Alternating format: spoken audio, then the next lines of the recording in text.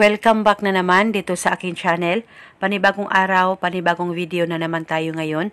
May ibabahagi na naman ako sa inyo ngayon na ritual. Ito'y simpleng gabay at simpleng pamamaraan. At kung bago sa channel ko, ay huwag niyo pong kalimutang mag-subscribe at pindutin ang notification bell para palagi kayong updated sa mga bago kong videos. Gusto mo ba na siya ay mababaliw sa kakaisip sa'yo?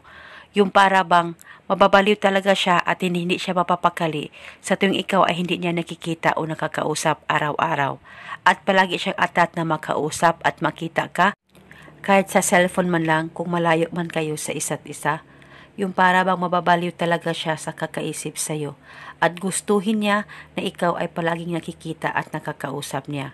Kaya kung gusto mo na maging ganito ang partner mo sa'yo, pues gawin mo itong ritual na ibabahagi ko sa inyo ngayon.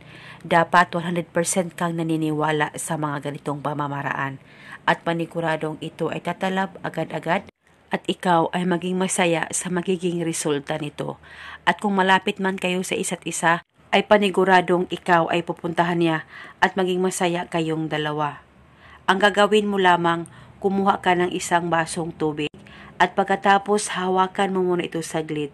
Mag-focus at mag-concentrate ka. Ilapit ang isang basong tubig sa baba mo at ibulong mo lamang ang mga makapangyarihang salitang ito.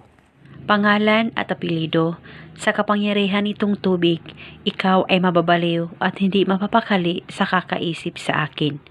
Ibulong mo lamang ito ng 3 beses.